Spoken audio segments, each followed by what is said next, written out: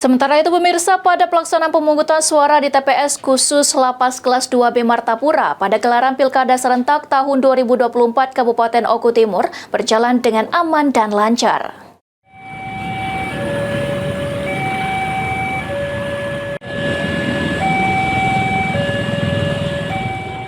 Guna mendukung pelaksanaan pilkada di bumi sebiduk sehaluan terlaksana dengan aman dan lancar, serta memastikan seluruh masyarakat dapat menyalurkan hak pilihnya, tidak terkecuali warga binaan Lapas Kelas 2B Martapura. Pelaksanaan pemungutan suara di TPS khusus dimulai pada pukul 8 waktu Indonesia bagian Barat, berjalan dengan aman dan lancar, dengan pengawalan ketat dari pihak kepolisian dan TNI, serta petugas PTPS dari Bawaslu Oku Timur.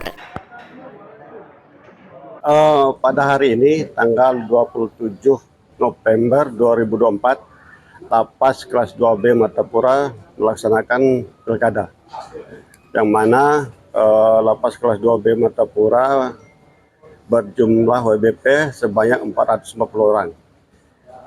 DPT untuk pemilih gubernur sebanyak 299 orang, dan bupati 267 orang, sedangkan DPT tambahan 53 orang. Tadi dari pegawai yang ada hak pilihnya untuk milih di sini. Bisa diuntuk Pak jalannya pilkada di lapas ini Pak? Ya, pilkada di lapas ini TPS 901 berjalan dengan aman, tertib, dan mudah-mudahan lancar untuk sampai selesai nanti.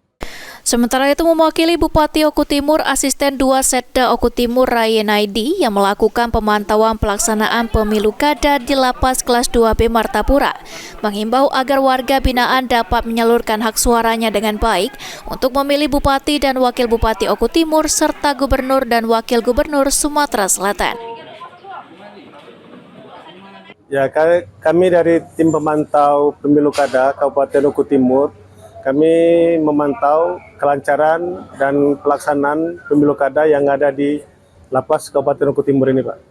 Himbauannya agar warga lapas ini dapat menunaikan atau melaksanakan hak pilihnya untuk memilih pemimpin kepala daerah Kabupaten Oku Timur dan Gubernur Sumatera Selatan. Elvandri Jeffriyadi, PAL TV.